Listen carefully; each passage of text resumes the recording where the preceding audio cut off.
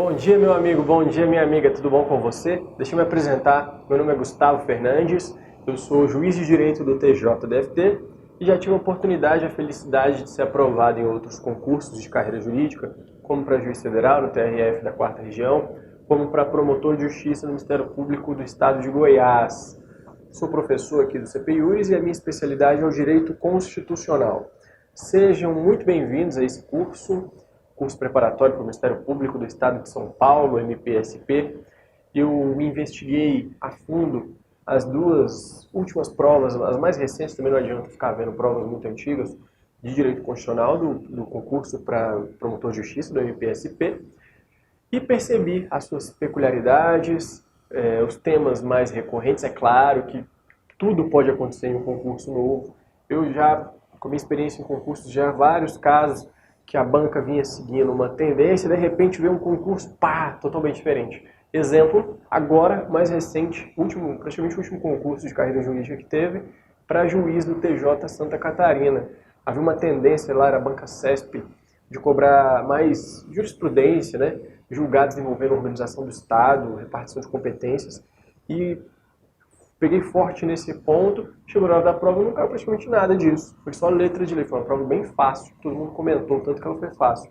Então, pode ser que as coisas mudem, mas a melhor estratégia para se preparar para qualquer prova, e a estratégia que eu sempre utilizei nos meus estudos, é realizar e observar, fazer uma dissecação das provas anteriores.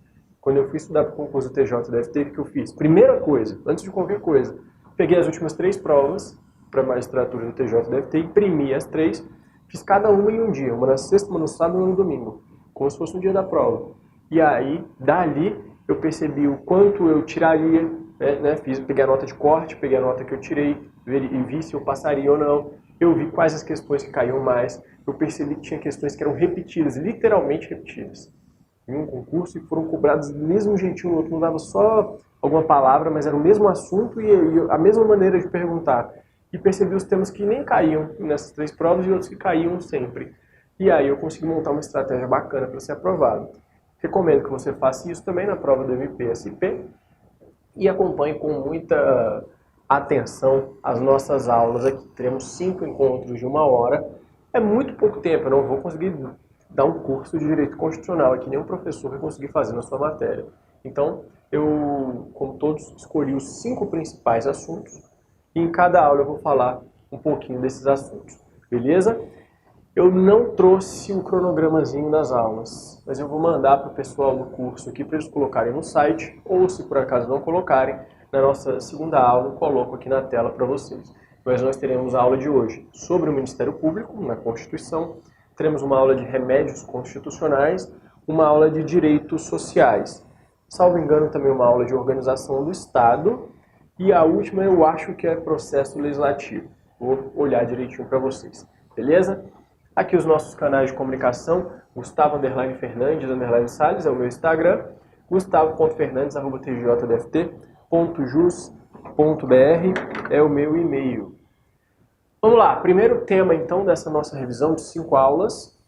Você já vai aproveitar o seu material base e vai simplesmente complementar com isso que a gente vai falar nesse curso, beleza? Que são aquelas matérias que tem a maior probabilidade de cair na sua prova. Ninguém vai chegar na prova de Ministério Público, de promotor de justiça, sem saber praticamente tudo sobre os artigos 127 ao 130A da Constituição, que são aqueles que falam do Ministério Público. Então vamos lá. Primeira coisa, funções essenciais da Justiça. Eu não sei se você já reparou, mas o Ministério Público ele está dentro do título 4 da Constituição, que é o que trata da organização dos poderes, mas ele não fica dentro dos capítulos que tratam dos 3 poderes. Vem lá o Legislativo, capítulo 1, capítulo 2 o Poder Executivo, capítulo 3 o Poder Judiciário, que vai do artigo 92 até o 126. E aí vem um capítulo 4 para tratar das funções essenciais da Justiça e ele é iniciado com o Ministério Público. Veja que o Ministério Público, então, não faz parte de nenhum dos poderes, diferentemente de constituições anteriores. Na Constituição de 69, por exemplo, ele fazia parte do Poder Executivo. E já teve Constituição que ele fez parte do Poder Judiciário. Funções essenciais da Justiça. Por que são essenciais e por que o Ministério Público está lá? Porque A justiça, entre aspas, né, o poder judiciário, ele é marcado por uma característica, a inércia da jurisdição. A jurisdição, ela precisa ser provocada para que ela possa começar a tramitar, para que ela possa ocorrer e se efetivar. E quem é que provoca a jurisdição, além do particular? Aqueles que fazem parte das funções essenciais da justiça. São essenciais porque impulsionam e dão vida à justiça, à jurisdição. Essas funções, segundo uma doutrina que eu achei muito inteligente, muito didática, essas funções elas podem ser conhecidas como advocacia em sentido amplo. E aí nessa advocacia em sentido amplo nós temos uma advocacia privada, que está lá no artigo 133 da Constituição, e uma advocacia pública. Essa advocacia pública a gente pode dividir em uma advocacia da sociedade, em que teremos o Ministério Público, ele é o advogado da sociedade, digamos assim, uma advocacia do Estado, a AGU e os procuradores dos estados e DF dos municípios, embora a Procuradoria dos Municípios não seja tratada diretamente na Constituição, e no artigo 134 e 135 a Defensoria Pública, que faz a advocacia dos hipossuficientes, os necessitados não só financeiros, mas, essencialmente financeiros, mas também os necessitados jurídicos. Vamos então estudar o Ministério Público, que é o nosso interesse para uma prova de promotor de justiça. Artigo 127. A sede constitucional do Ministério Público é especialmente o 127, passa pelo 129, que é muito importante, que fala das funções do Ministério Público, e vai até o 130A, que fala do CNMP. Essa é a sede constitucional. O 127 traz uma definição bem aberta do que significa essa instituição do Ministério Público. Está lá. O Ministério Público é instituição permanente, vou até riscar isso aqui, sublinhar, essencial à função jurisdicional do Estado, claro, uma função essencial à justiça, o próprio título do capítulo 4, incumbindo-lhe a defesa da ordem jurídica, do regime democrático e dos interesses sociais individuais indisponíveis. Primeira informação que você tem aqui, além de ser uma instituição que compõe uma função essencial à justiça, é uma instituição permanente. E aí você pode utilizar isso aí como faz o professor Hugo Nigro Mazzilli. O professor Hugo Nigro Mazzilli, que é o grande expoente, a grande referência para quem quer estudar para o Ministério Público, na área específica do Ministério Público, ele diz que por ser uma instituição permanente, o Ministério Público é uma cláusula pétrea implícita na Constituição. Não é expressa porque não está lá no 60, parágrafo 4º, mas é implícita porque pode ser extraída da sistemática constitucional e principalmente dessa expressão que é instituição permanente. Se é permanente, não pode ser abolida nem mesmo por uma emenda constitucional.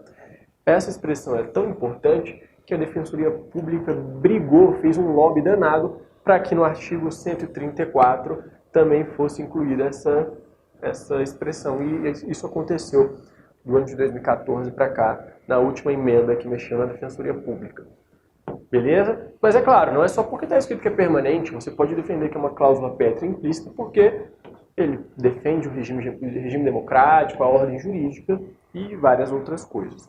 Nenhuma outra instituição consegue realizar essas funções tão bem quanto o Ministério Público. Mais importante do que isso é você saber quando que o Ministério Público tem legitimidade para agir. E ele vai ter legitimidade para agir quando se tratar de relevância, direitos com relevância social. Relevância social.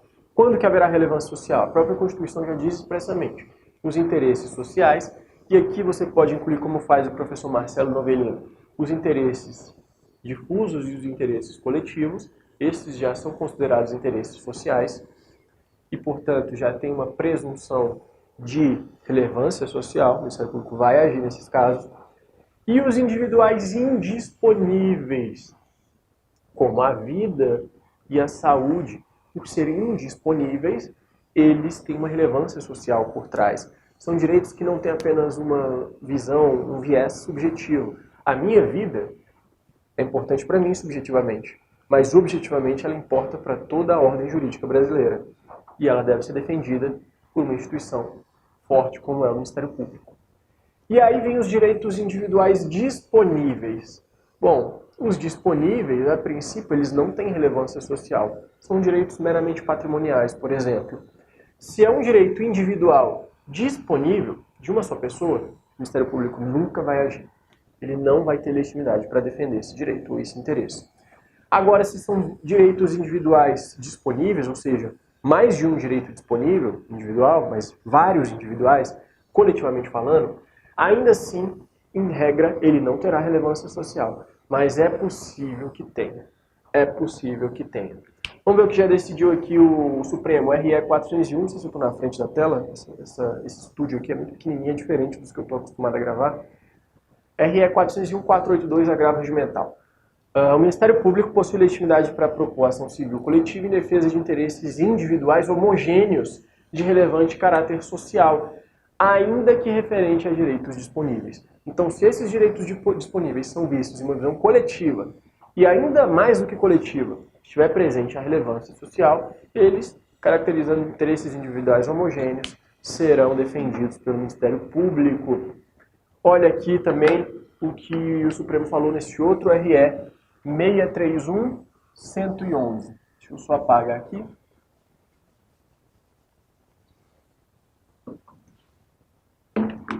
Direitos individuais disponíveis, ainda que homogêneos, estão, em princípio, excluídos do âmbito da tutela pelo Ministério Público. Mas, no entanto, há certos interesses individuais que, quando visualizados em conjunto, e isso só não basta, tem que ter mais que isso, em forma coletiva e impessoal, tem a força, aqui sim, de transcender a esfera de interesses puramente particulares, passando a representar mais que a soma dos interesses dos respectivos titulares e passando a representar, então, verdadeiros interesses da comunidade.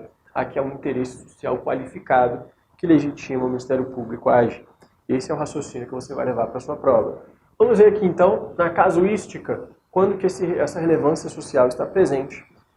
Informativo 911 do Supremo, informativo recente, segundo semestre de 2018. O Ministério Público é parte legítima para ajuizar a ação civil pública que vise o fornecimento de remédios a portadores de certa doença. Nesse caso, mesmo que seja uma só pessoa, como aqui há um direito individual indisponível, que é a saúde, o MP pode agir. Se forem várias pessoas, aí é que está mais que caracterizada a relevância social. Segundo ali, o Ministério Público possui legitimidade para propor ação civil pública para anular concurso realizado sem observância dos princípios constitucionais. RESP, STJ 1.362.269 de 2013. Mais um. O Ministério Público tem legitimidade ad causam para propor ação civil pública, objetivando o ressarcimento de danos ao erário decorrentes de atos de improbidade. Isso aqui não precisa nem falar, né? Quem estuda a lei de improbidade, você que vai fazer prova para promotor de justiça, tem que dominar isso aí, sabe que o Ministério Público é o principal legitimado para tanto. Ministério Público, súmula 643 do Supremo. Agora vamos ver algumas súmulas. O Ministério Público tem legitimidade para propor ação civil pública cujo fundamento seja a ilegalidade de reajuste de mensalidades escolares. Veja, reajuste de mensalidade escolar, a princípio, é um direito patrimonial, um direito disponível. Ainda que coletivo, a princípio não estaria no âmbito de atuação do Ministério Público. Mas a relevância social, isso aqui é muito grande, envolve o direito à educação. Então a súmula deixa bem claro que o Ministério Público vai agir nesses casos. Súmula 601 do STJ. O Ministério Público tem legitimidade ativa para defender direitos difusos, coletivos e individuais homogêneos dos consumidores, ainda que decorrentes da prestação de serviço público. Isso aqui já caiu em prova de concurso público. Envolveu o consumidor, o Ministério Público atua. Já foi muito polêmico isso aqui. Com a súmula agora está sedimentado o entendimento. Súmula 594. O MP tem legitimidade para ajuizar a ação de alimentos em proveito da criança ou do adolescente, independentemente de qualquer coisa. Mesmo que ele esteja sob o poder familiar, mesmo que o jovem se encontre ou não em situações de risco, lá do artigo 98 do ECA, e ainda que exista uma defensoria pública atuando efetivamente na comarca. Não interessa. O Ministério Público vai agir. Aí teremos uma legitimação concorrente entre Ministério Público e Defensoria. Indenização do seguro DPVAT. Havia uma súmula 470 da STJ. Ela foi cancelada, se não me engano, ali no ano de 2015. De lá para cá, o STJ passou a acompanhar o entendimento do Supremo, no RE 631-111, a gente até já falou dele aqui. Indenização do seguro DPVAT é um tema que é patrimonial, mas envolve um relevante interesse social. O DPVAT ele tem esse viés social na sua essência. Mais um aqui, 2018, STJ, direito transindividual do consumidor, abusividade de cláusula contida em contrato de compra e venda do imóvel.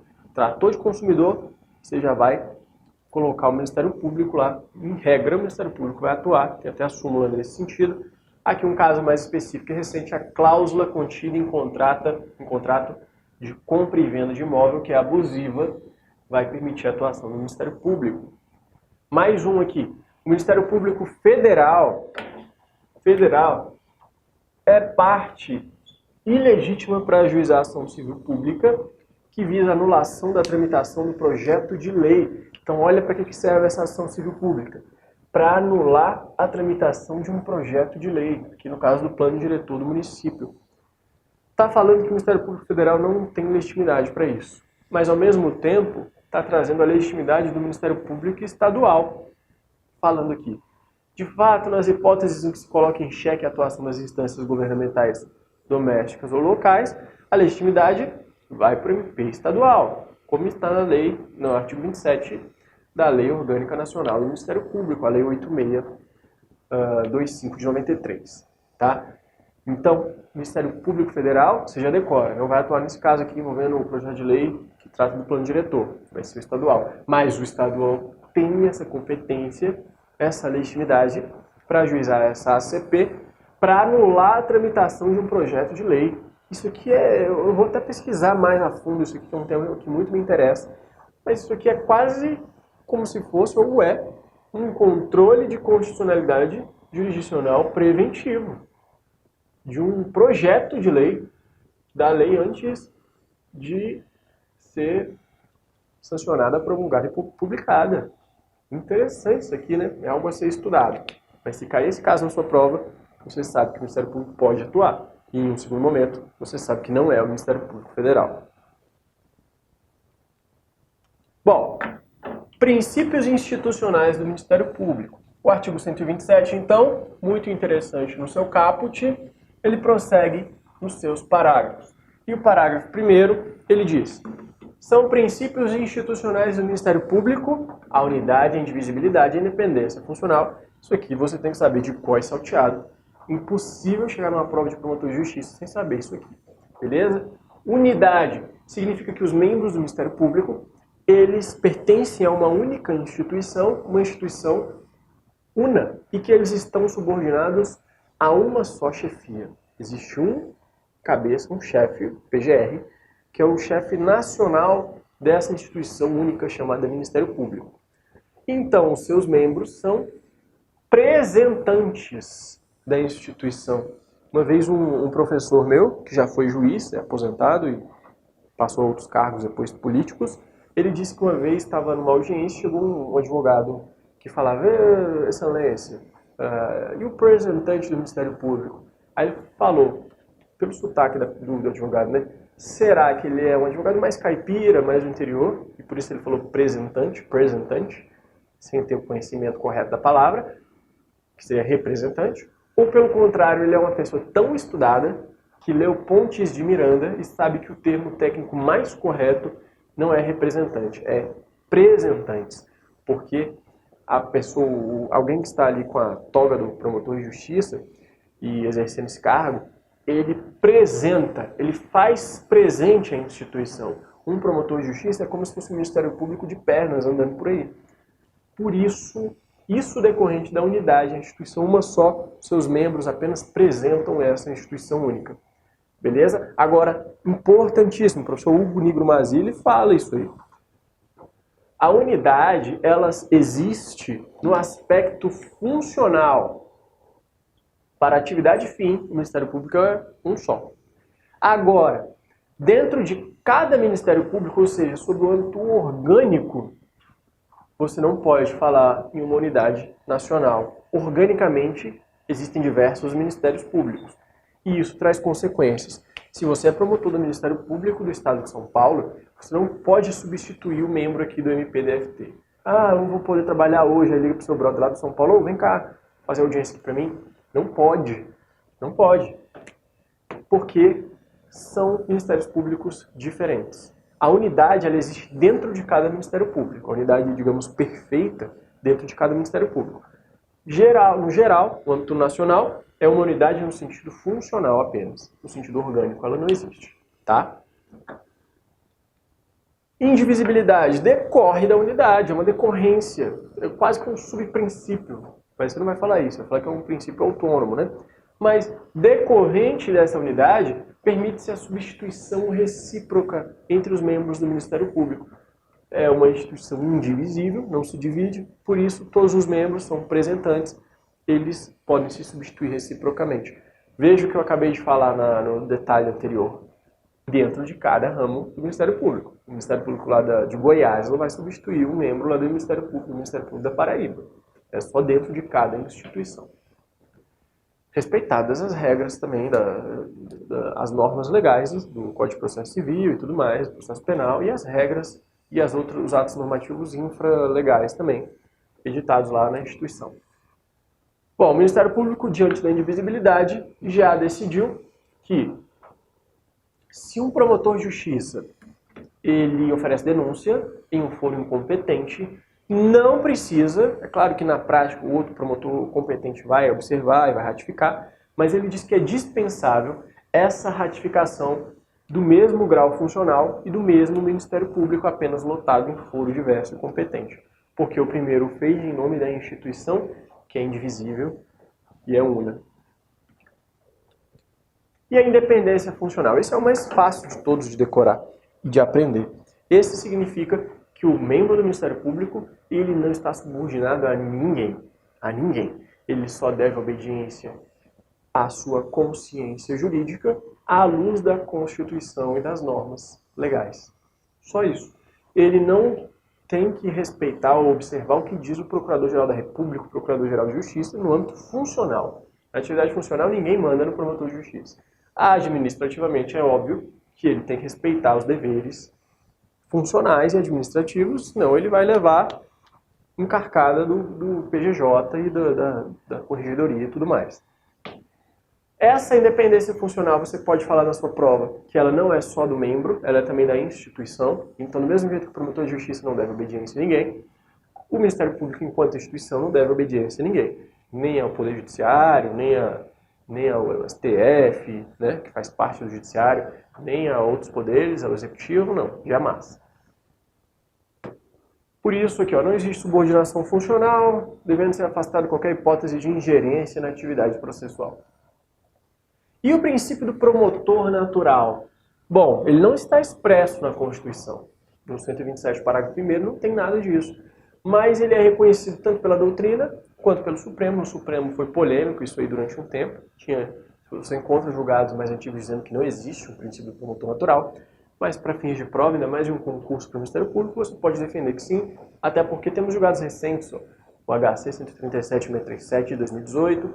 Esses julgados recentes, eles só citam o princípio do promotor natural. Os que falavam mais, entravam mais a fundo nisso, eram mais antigos. Esse de 92, por exemplo, do ministro Celso de Mello, como relator, sempre é citado, e ele diz, o princípio do promotor natural, ele está assentado nas cláusulas da independência funcional e da inamovibilidade. Dessas duas cláusulas fundamentam o princípio do promotor natural. Não confunda com outras, com vitaliciedade, com, sei lá, indivisibilidade. Não, são essas duas aqui, segundo o Supremo. E na doutrina, fala-se que ele pode ser extraído também do artigo 5º, inciso 53, quando diz lá, ninguém será não apenas sentenciado, mas ninguém será também processado, senão pela autoridade competente. Aqui temos o juiz natural, aqui temos o promotor natural. E ele significa o quê? Que existe um promotor, previamente ao fato, que será a autoridade natural para processar, para atuar naquele feito, de acordo com as regras objetivas e impessoais que já existem. Bom, Autonomia administrativa. Vem o parágrafo 2º do artigo 127 e diz: ao Ministério Público é assegurada autonomia tanto funcional quanto administrativa. Isso inclui autonomia orçamentária. Por isso que cabe a ele a iniciativa de propor ao legislativo a edição de lei ordinária para tratar de cargos de remuneração e do orçamento da instituição também. Garantias e vedações. Artigo 128, parágrafo 5º. Ele diz: leis complementares, então você tem que anotar que são leis complementares que vão organizar o Ministério Público. Elas serão de iniciativa facultativa dos PGJs, porque a Constituição já traz para o Presidente da República e por simetria também, isso é aplicado no âmbito estadual para os governadores. Então temos o chefe do Executivo e, ao mesmo tempo, o chefe do MP. Ambos têm que ser legitimados para iniciar essa lei complementar que vai tratar da organização da instituição. Se a Constituição do Estado trouxer só o governador como legitimado, haverá uma inconstitucionalidade. O Supremo já decidiu isso aí. Beleza? Então, é uma competência, uma atribuição concorrente. Além do 128.5, está lá no 61, parágrafo 1º, algum inciso lá da Constituição, falando do Presidente da República. E essas leis deverão prever algumas garantias. São elas: a vitaliciedade, significa que o membro da instituição, depois de 2 anos atuando, ele só vai perder o cargo por sentença judicial transitada em julgado. Antes disso, ele pode perder no estágio probatório por deliberação da instituição assegurada sua ampla defesa. Depois disso, só por sentença. E aí, veja, a Constituição só fala que tem que ter uma sentença, mas ela não fala os casos. E a Lei Orgânica Nacional do Ministério Público, ela vai trazer os casos em que o promotor de justiça pode perder o cargo. E está lá: o membro vitalício do MP só perde o cargo por sentença transitada em julgado proferida em uma ação civil própria. Uma ação civil própria que vai ser deflagrada pelo chefe da instituição em 3 casos: se praticar um crime incompatível com o exercício do cargo, se exercer advocacia quando não puder fazê-lo, e se abandonar o cargo por mais de 30 dias seguidos. E aí, desses 3 casos, o que traz maior polêmica é o primeiro, porque o primeiro exige a prática de um crime, mas aqui é uma ação civil. E aí, eu posso, nessa ação civil, entender que ele cometeu o crime? Ou eu preciso de uma ação penal antes que condene? E outra, essa ação penal que condena o promotor, por si só, já pode fazer com que ele perca o cargo? Ou além dela, eu preciso depois da ação civil? Tem que ter as duas em conjunto. Olha o que decidiu aqui o Supremo no MS 35221 de 2018, mas já tinha decidido isso também antes. A norma exige para a perda do cargo, na hipótese do inciso 1, a existência de uma ação civil própria transitada em julgado após a ação criminal também transitada em julgado. A ação penal é condição necessária para instaurar a ação civil. Então, se ele pratica um crime incompatível com o exercício da função, é preciso ter uma sentença dizendo que ele praticou um crime primeiro, transitado em julgado. Depois, na ação civil, vai dizer se ela é incompatível com a função e vai tirar o cargo do promotor. E aqui, o STJ já falou, nos termos da jurisprudência desta Corte, a perda do cargo de promotor é regida não pelo artigo 92 do CP, que já dá um efeito automático da sentença lá, a perda do cargo, um efeito específico, mas pelo artigo 38, parágrafo 1º, ou seja, é preciso a ação civil própria, não basta só a ação penal. Beleza? Isso aqui ninguém fala muito disso, mas eu trago isso aqui para você. E para fechar isso aqui nesse bloco, a gente vai continuar no próximo. Além dessas 3 hipóteses da ação civil própria, o STJ vem entendendo que existe uma 4ª hipótese que não está lá, é a condenação por uma improbidade administrativa, segundo o STJ, não depende do ajuizamento de ação específica para que ele perca o cargo, se for condenado numa ação de improbidade administrativa, tratando-se de hipótese autônoma, aquela prevista lá no artigo 38, parágrafo 1º, inciso 1. Tranquilo? Vamos encerrar esse bloco aqui e a gente continua no próximo. Voltamos, meus amigos, vamos dar continuidade à nossa aula. Sim, paramos na vitaliciedade. Também tem inamovibilidade e redutibilidade de subsídios, como tem os membros do Poder Judiciário. A inamovibilidade significa que o promotor ele vai ficar na sua unidade funcional ali o resto da vida, salvo, ele só vai poder sair dali contra a sua vontade, por motivo de interesse público, mediante decisão do órgão colegiado competente do MP. Vai ter que ser a votação por maioria absoluta e vai ter que assegurar ampla defesa para o promotor. Questões mais específicas você vai ver na legislação própria, e aí você vai ter aulas específicas para tratar sobre isso aqui, tá?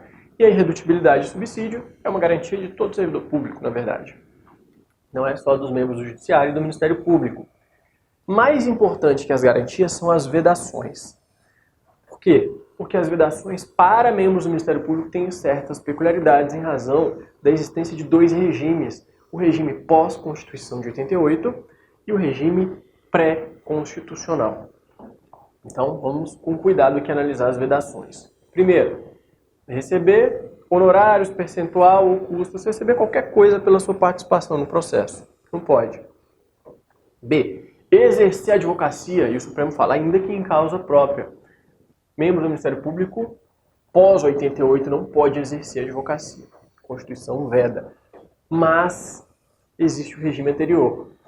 E aí, o que nós temos? O artigo 29, parágrafo 3º da DCT, ele diz que o membro do Ministério Público que estava ativo quando da promulgação da Constituição de 88, ele poderia optar pelo regime que existia antes, que era bem diferente do regime atual, e permitia esse regime que o Ministério Público advogasse. E aí, o que ficou decidido, então? Nos termos do 29, parágrafo 3º, o promotor, o membro do Ministério Público que optou pelo regime anterior, ele vai poder advogar, desde que não houvesse, naquela data, uma vedação legal. E havia, mas havia parcialmente. A Lei Complementar 40 de 81, ela vedava membros do Ministério Público Estadual e membros do Ministério Público do DF de advogarem. Então, veja, não havia vedação legal a membros do MPU que não fossem do ramo do MPDFT. E aí, a resolução 8 de 2006 do CNMP, que você vai estudar para a sua prova, diversas resoluções do CNMP importantes, ela diz: somente poderão exercer a advocacia com respaldo no ADCT os membros do Ministério Público da União que integravam a carreira na data da promulgação e que desde então permanecem inscritos na OAB. O exercício da advocacia para membros do MP do DF, porque aqui está falando da União, está incondicionalmente vedado desde a Lei Complementar 40 de 81. O mesmo vale para os membros do Ministério Público dos Estados, também está vedado. C. Não pode o membro do MP participar de sociedade comercial, exceto como cotista ou acionista.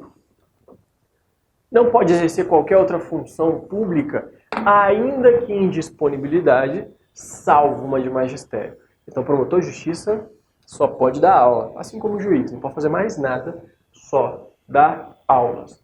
O informativo 817 foi um caso lá do governo Dilma. A Dilma tentou nomear não sei que Aragão, o membro do Ministério Público, para ser ministro da Justiça, e o Supremo decidiu aqui, a BPF, não é isso? 388, que não pode. O membro do Ministério Público ele não pode simplesmente se afastar da instituição para assumir um cargo no executivo e depois voltar, porque isso violaria a sua imparcialidade, ele ficaria submetido ao executivo e poderia ter uma influência negativa na instituição. Quer assumir como ministro da Justiça? Então, deixe a instituição definitivamente. O mesmo vale para o Judiciário, foi o que fez o Sérgio Moro, no caso do Sérgio Moro. Deixou a função de juiz. Então, ele pode assumir até que cargos administrativos, desde que dentro do Ministério Público, dentro da instituição. Fora dela não pode, só dar aulas. Não pode exercer atividade político-partidária, e aqui também, de novo, o regime anterior traz uma diferenciação, porque antes da Constituição de 88 não tinha vedação ao exercício da atividade partidária. O membro do Ministério Público, ele simplesmente concorria, se fosse eleito ele se afastava temporariamente da função de membro do MP, depois ele voltava.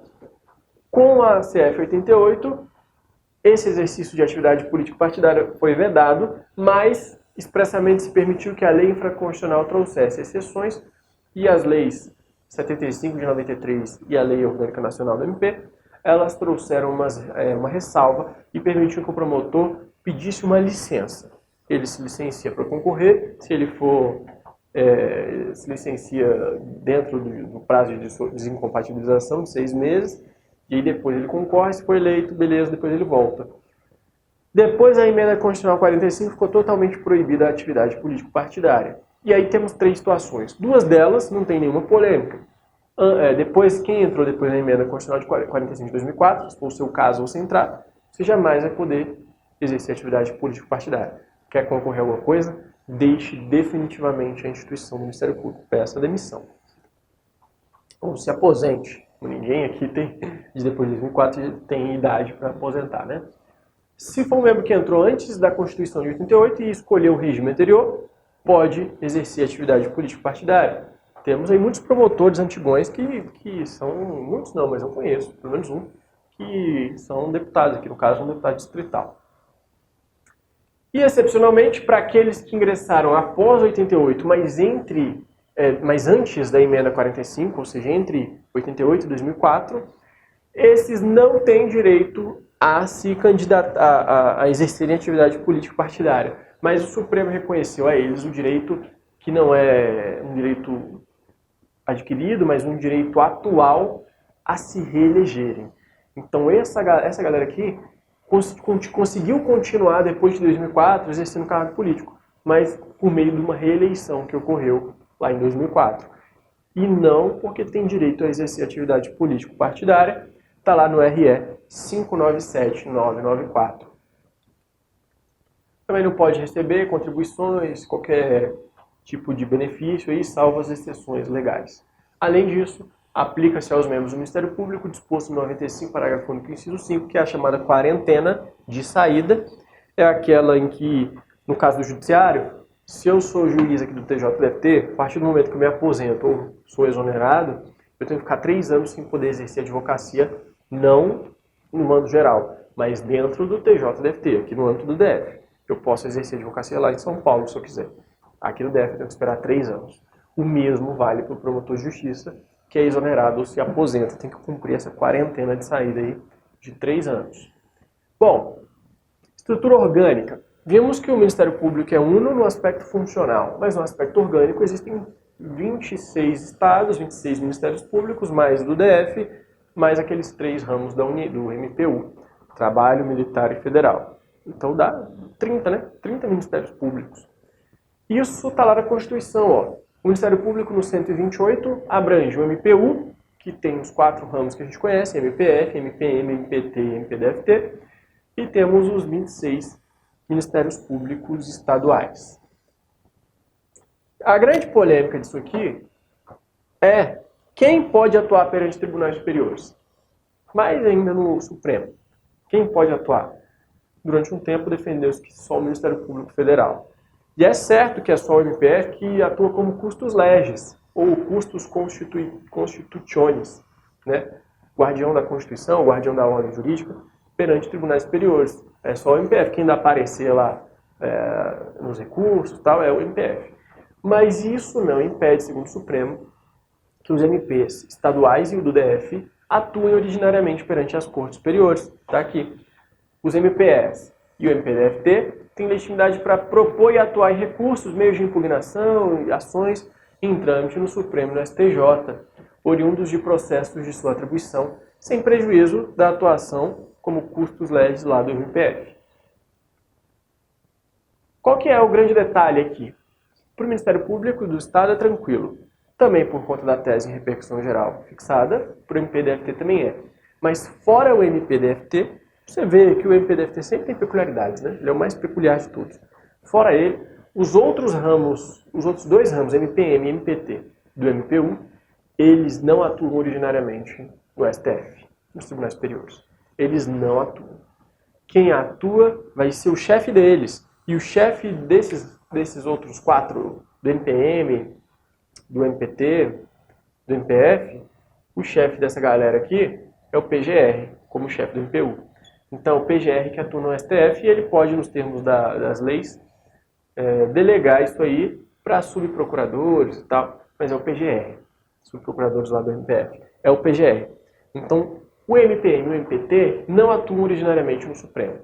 Por isso, já decidiu aqui, ó, recurso de agravo regimental interposto pelo MP do Trabalho não foi conhecido. Agora, muito cuidado, embora esses 2 ramos aqui, o MPM e o MPT, não atuem originariamente no Supremo, eles atuam por meio do PGR,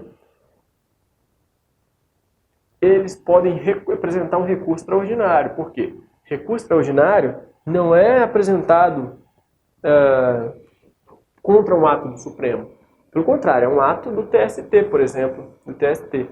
Então aqui eles estão atuando na sua esfera normal, podem interpor um RE, mas eles não podem recorrer contra uma decisão monocrática do ministro do Supremo ou proporem uma ação direta lá no Supremo. Só o PGR. A exceção do MPU, além do PGR, é o MPDFT, porque aí ele é igualado aos estados nessa tese do Supremo. Conflitos de atribuição. Bom, isso aqui você com certeza já sabe, então não vou perder muito tempo. O STF entendia que era dele, Supremo, a competência para resolver conflitos de atribuição envolvendo ministérios públicos de estados diferentes, ou MPE e um órgão do MPU, MPF, um ramo do MPU, né? MPF, por exemplo. Mas ele mudou em 2016, informativo 826, entendeu que essa competência é do PGR. É claro que o verdadeiro o motivo dessa revolução jurisprudencial é uma jurisprudência defensiva. O Supremo não quer mais ficar perdendo tempo decidindo se é o promotor da comarca X ou é um promotor federal lá não sei de onde que vai atuar num caso tal. Falou, isso é um ramo, isso é coisa do Ministério Público. O PGR, como chefe nacional da instituição, no sentido funcional, essa unidade funcional, ele é o chefe, o PGR, ele que decida isso aí. Ele não atua decidindo funcionalmente a instituição única, que é o Ministério Público, então ele que decida isso aí. Tá? Mandou pro PGR. Mas, durante anos, entendeu que era o próprio Supremo, por entender que era órgão da União contra órgão do Estado, traz um conflito aí no Pacto Federativo. Então, o quadrinho aqui, para você anotar, se o conflito se der entre promotores de justiça de um mesmo Estado, dois promotores do MPSP, é o PGJ que define. Se forem dois membros do MPF, tem um órgão específico lá que é a Câmara de Coordenação e Revisão e cabe recurso para o PGR. Entre integrantes de ramos diferentes do MPU, que é o chefe do MPU, é o PGR. E entre o caso que foi no informativo 826, entre MP São Paulo e MP Goiás, ou MP São Paulo e MPF, como não tem um chefe, um PGJ único, um PGR único, iria para o Supremo. Mas agora, como chefe nacional da instituição, vai para o PGR definir isso aí. Falando no PGR, ele está lá no 128, parágrafo 1º. Está lá escrito: o Ministério Público da União tem por chefe o PGR, nomeado pelo Presidente da República. Aí você tem que decorar os requisitos. Dentre os integrantes da carreira que tem mais de 35 anos, tem que ter aprovação pela maioria absoluta lá na sabatina do Senado. O mandato é de 2 anos, permitida a recondução. Permitida a recondução, então vai reconduzindo o cara aí. Por isso, não há um limite de reconduções. Na nossa história, a gente vê que houve procuradores gerais da República que foram reconduzidos várias vezes. Pode mais de uma recondução. Isso não pode para o PGJ, como a gente vai ver, só para o PGR. Outra questão polêmica, dentre integrantes da carreira. E aí, integrantes da carreira está remetendo a um termo anterior, né? Essa carreira, que é um termo que já foi citado na frase, MPU. Então, a princípio, você pode defender que qualquer integrante do MPU, pode ser um membro do MP do Trabalho, pode ser indicado como chefe do MPU. Esse é um entendimento de uma grande parcela da doutrina. O professor Alexandre de Moraes, ministro do Supremo, defende isso no seu curso de Direito Constitucional. Pode recair sobre qualquer um dos seguintes ramos: MPT, MPF, MPM e MPDFT. Qualquer um deles pode ser escolhido como PGR. O mesmo é dito pelo Unigro Mazzilli, que é o grande expoente do Ministério Público na doutrina, e tem mais um aqui, Pinto Ferreira. Quem é contra? Clemerson Merlin Cleve. Ele é contra, ele diz que só pode ser membro do MPF. As associações do Ministério Público, a CONAMP, sei lá, essa aí, ela defende, que saiu na mídia essa semana, defende que tem que ser só o MPF. Qual que é o argumento dela? Ela fala, olha, a legislação específica do MP diz que o chefe, que o PGR é o chefe do MPF. Está lá nos artigos 45, por ali, se não me engano, está ali complementar 75 e 93. E lá fala, é o chefe do MPF, é o PGR. E aí você tem que o chefe do MPT é um membro escolhido da instituição MPT. O chefe do MPM é um membro escolhido dentro do MPM. Do MPDFT é a mesma coisa. Por que o do MPF pode ser alguém que vem de fora? Porque se eu digo que o PGR pode ser alguém que vem lá do Ministério Público Militar, o chefe do MPF vai ser um membro do Ministério Público Militar. E isso fere, digamos assim, a autonomia do MPF. Então, por uma questão de isonomia, o chefe do MPF tem que ser um membro do Ministério Público Federal. E se o chefe do MPF é o PGR, então o PGR tem que ser um membro do MPF. Vê a lógica? Tem uma certa razão, né? Mas, embora esse entendimento tenha uma certa lógica, a meu ver, ele é contrário ao texto expresso da Constituição. E aí essa questão vai ser discutida. Saiu uma notícia essa semana na Folha de São Paulo, falando que conversaram lá com o Bolsonaro e há essa possibilidade de nomear alguém de fora do MPF. Vamos ver, essa questão certamente vai ganhar fôlego aí nos próximos tempos. Beleza, o PGR, sabemos como ele é nomeado, como que ele é destituído. Está lá no parágrafo 2º. Por iniciativa do presidente da República, vamos ver que também pode de ofício pelo Senado, lá no 5211 da Constituição, sempre tem que ter a manifestação prévia do Senado, mesmo que de ofício, por maioria absoluta. E essa votação é secreta. Já os PGJs estão lá no parágrafo 3º e no parágrafo 4º, que dizem o Ministério Público dos Estados, do DF, os MPs, né, formarão uma lista tríplice dentre integrantes da carreira, na forma da lei, vão escolher o seu PGJ, que será nomeado pelo chefe do Executivo, sempre o governador no âmbito estadual, e no MPDFT é o presidente da República. Mandato de 2 anos permitida uma recondução, não a recondução, uma. Além disso, esses procuradores, eles serão destituídos por deliberação da maioria absoluta do Legislativo, na forma da lei complementar. Quem é o Legislativo? É a Assembleia Legislativa Estadual, salvo o MPDFT, que será pelo Senado. Além disso, veja que para destituição precisa da participação do Legislativo, mas para nomeação não precisa, diferente do PGR. Para o PGR precisa o Legislativo autorizar tanto para nomear quanto para destituir. Para o PGJ é só para destituir. O Supremo confirmou isso aqui. AD 3727.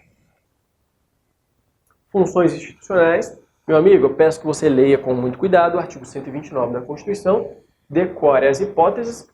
Peço que você entre no site A Constituição e o Supremo. Isso mesmo, você vai entrar no Google, vai digitar lá A Constituição e o Supremo. Enter. O primeiro link que aparecer, você clica, vai direto para o site do Supremo. Eu peço que você vá pelo Google e não pelo site, porque pelo site você pode acessar a Constituição do Supremo em forma de PDF, que é um arquivão meio bonito, tem uma capa como se fosse de um livro, mas ele só é atualizado acho que a cada 3 ou 4 meses. Esse, que é direto em HTML no site do Supremo, ele é atualizado acho que semanalmente. Não sei, é mais rápida a atualização. E aí lá você vai aparecer uma barra de pesquisa dentro do site do Supremo, dessa parte da Constituição do Supremo, e você põe lá artigo 129, na lacunazinha lá, pá, 129, clica, pesquisar, vai aparecer o artigo 129 na sua tela, com diversos julgados de cada um dos incisos, julgados do Supremo importantes sobre o tema. Eu, na verdade, recomendo que você faça isso com a Constituição inteira. Faz isso, você vai ganhar, vai ter muito a ganhar. Mas, principalmente quando for estudar o Poder Judiciário, os artigos 92 até o 126, e esses do Ministério Público também, do 127 ao 130A. Já que vai fazer prova de MP, tem que saber os julgados mais importantes do Supremo sobre cada um dos incisos do 129 também, tá? E ver lá. Eu não tenho como falar de todos aqui, porque a nossa aula é só de 1 hora, mas ó, promover privativamente a ação penal pública na forma da lei. A esse respeito, você tem que lembrar da teoria dos poderes implícitos. O que essa teoria diz? E o Supremo aceita essa teoria que vem lá dos Estados Unidos. Se a Constituição dá uma competência ou uma atribuição a alguém, implicitamente ela dá os meios para que essa atribuição ou competência seja exercida. É um poder implícito. O que adianta eu dizer que o Ministério Público pode ajuizar privativamente a ação penal pública se não der os meios para ele fazê-lo? Então não está dando competência, na verdade. Por isso, entende-se que pelos poderes implícitos o MP pode investigar. Pode investigar. No começo o Supremo dizia, pode investigar em casos em que a polícia não está preparada. Por exemplo, quando é um crime praticado por altas autoridades do Executivo, a delegacia de polícia é subordinada ao Executivo, então eles não teriam interesse, ou algum crime especial, aí o MP entrava lá subsidiariamente. Mas hoje em dia, é tranquilo que o Supremo, paralelamente, pode investigar. Existe resolução do CNMP. Dê uma olhada na resolução de 2017, que alterou a resolução que fala do PIC, Procedimento Investigatório Criminal. Não me lembro do número agora, não sei se é a resolução 1811. Dá uma olhada, pesquisa aí no CNMP a resolução de 2017 que fala do PIC. Tem que saber isso aí para a prova de Ministério Público. Não para a prova de Direito Constitucional, mas a parte de legislação específica. E ela regulamenta, então, as investigações do MP para que ele recolha elementos de informação suficientes para instaurar, para ajuizar, melhor dizendo, a ação penal. É claro que ele não preside inquérito policial, o promotor não preside inquérito. Quem preside inquérito é o delegado. Mas ele realiza o seu próprio, entre aspas, inquéritozinho, o seu PIC. Bom, olha que interessante, caiu ano passado para delegado de polícia, 2018, uma questão dizendo: a CF dotou o MP de poder de requisitar diligências e instaurar inquérito. Requisitar a instauração de inquérito, né? Claro, e não instaurar diretamente o inquérito. Correto. Todavia, a norma não contemplou a possibilidade do parquet realizar e presidir inquérito. Correto. No outro giro, segundo a jurisprudência do Supremo, cabe aos membros do parquet inquirir diretamente pessoas suspeitas de autoria de crime, dispensando a requisição ao delegado. Questão que foi dada como errada, ou seja, dando mais poder ao delegado de polícia. O MP não poderia inquirir diretamente suspeitos. E é engraçado que o gabarito foi fundamentado em um próprio julgado do Supremo que diz tudo isso, mas fala: não cabe aos membros do parquet inquirir diretamente pessoas suspeitas de crime, mas requisitar ao delegado. Beleza, existe esse julgado. Mas isso foi antes de aplicação da teoria dos poderes implícitos. Hoje, e ainda mais com essa resolução do CNMP, é tranquilo que o membro do Ministério Público pode ouvir pessoas lá, ele vai ouvir e vai formar sua convicção. O mais comum é que o delegado faça isso. O Ministério Público não tem tanto tempo para isso. Mas em alguns casos ele pode achar que isso é importante. E pode fazê-lo até paralelamente ao inquérito. Beleza? Então cuidado. Para a prova de delegado, foi cobrado esse julgado. Para uma prova de MP, eu acho que jamais cobraria um julgado desse aqui. Mas saiba que ele existe. Também pode expedir notificações, requisitar informações e documentos.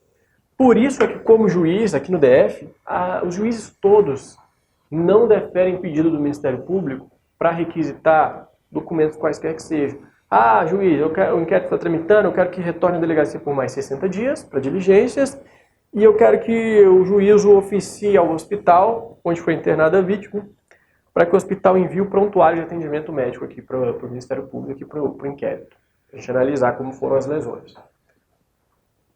O juiz fala: indeferido, pois o Ministério Público, nos termos da Constituição e das leis e das portarias tais, e coloca lá toda a normatização, possui competência espontânea própria, ou seja, por conta própria, por vontade própria, para oficiar para o hospital. O hospital tem que responder. Beleza? E agora? O Ministério Público pode quebrar o sigilo? E se estiver sob sigilo? Aí você já sabe. Se tratando de interceptação telefônica, que é quando você ouve o que as pessoas estão conversando, existe cláusula de reserva de jurisdição. Então só o juiz pode fazer, ninguém mais, nem mesmo o CPI. Se for quebra de sigilo de dados, que aí você vê quem ligou para quem, qual horário, mas não escuta a conversa em si, e pode ser não só dados telefônicos, mas fiscais, bancários, não tem a cláusula de reserva de jurisdição. Por quê? Porque cabe tanto ao juiz quanto à CPI estadual e federal. Municipal não. Mas só eles. Ninguém mais pode pedir informações, quebrar o sigilo. Tá? Mesmo não estando submetido à cláusula de reserva de jurisdição, só a CPI, além do juiz, pode fazê-lo. O Ministério Público, assim como o Tribunal de Contas, polícias, Receita Federal, não podem quebrar sigilo. Não podem. Aí tem a questão da Receita, que não é uma quebra, é uma transferência de sigilo e tudo mais. E para o MP e para os Tribunais de Contas tem uma questão. Eles não podem quebrar sigilos em dados particulares. Mas dados públicos não têm sigilo.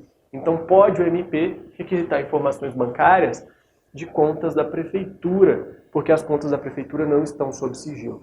Ainda que atingem diretamente terceiros beneficiários dos valores que teriam seu sigilo. Mas aqui é só indiretamente a ofensa. O Supremo diz que não, nesse caso, beleza, tem uma ofensa, mas é indireta. O Ministério Público pode requisitar informações que não estejam sob sigilo, como de contas públicas. Bom, estamos chegando ao final da nossa aula. É provável que eu tenha que gravar um bloco extra, mas só para falar 5, 10 minutinhos. Vamos ver se vai precisar. CNMP. Bom, ele foi criado pela Emenda 45 de 2004, foi instituído no ano seguinte e é um órgão de controle externo do MP. Aqui tem uma coisa que eu não consigo entender. Por que que o CNJ é um órgão de controle interno do Judiciário? Isso é pacífico.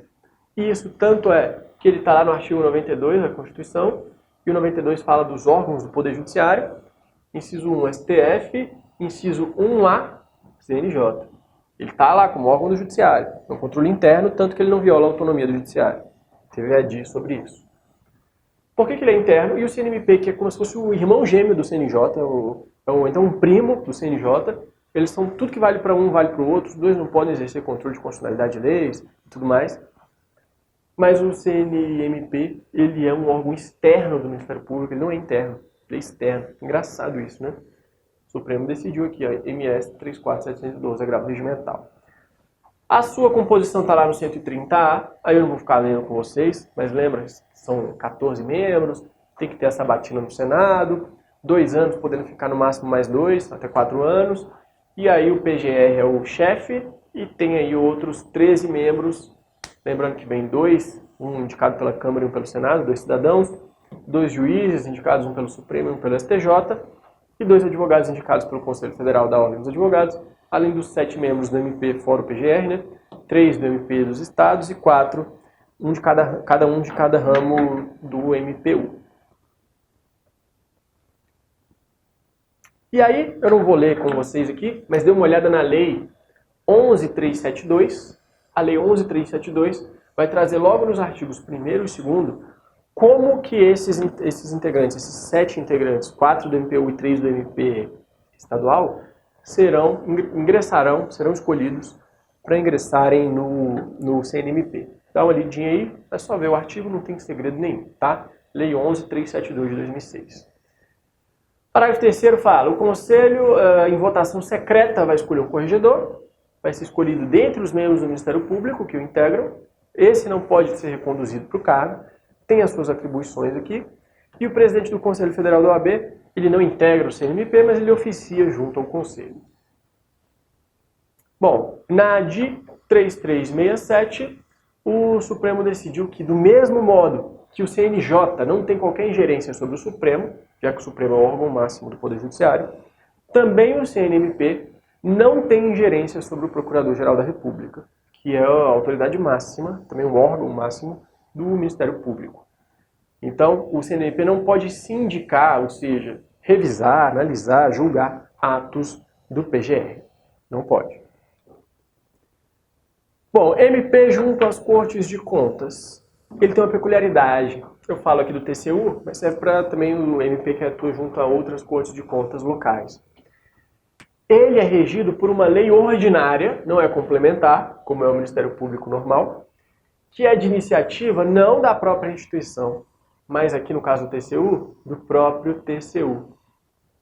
Por quê? Porque entende-se que esse Ministério Público Especial aqui, ele faz parte da estrutura do Tribunal de Contas. Ele é como se fosse um anexo da Corte de Contas. Não é uma instituição que tem a sua autonomia como o MP normal. Tá? Cuidado com isso. Então, quem tem iniciativa de lei para mudar a composição, a organização do Tribunal de Contas junto às Cortes de Contas? A própria Corte de Contas. Cuidado com isso aí. Tá? Embora o 130, embora seja um órgão bem especial, o 130 da Constituição diz que seus membros estão sujeitos aos mesmos direitos, vedações, forma de investidura do MP normal.